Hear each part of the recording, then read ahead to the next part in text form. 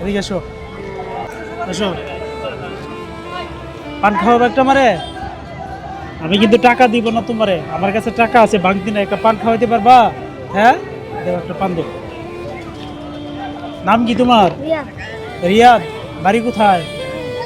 এদিকেই বাড়ি? বাবা মা আছে না?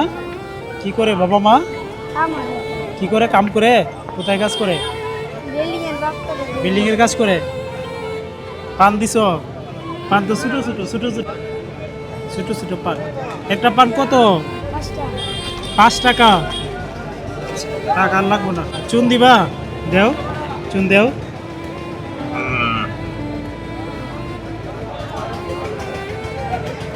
ঠিক আছে।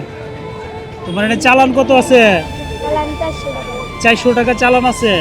তুমি যে আমার পান দিলে, আমি তোমারে বলছি টাকা দিব না, আমার কাছে আছে ভাঙতি নাই। তোমার কি লস হইলো না? কেন লস হইলো না কেন?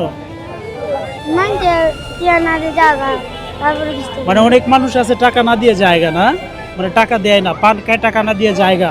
এই হিসাব করে তুমি কি করছো? আমারে টাকা ছাড়াই। তুমি পড়াশোনা করো না? কিসে পড়ো? কোন স্কুলে পড়ো?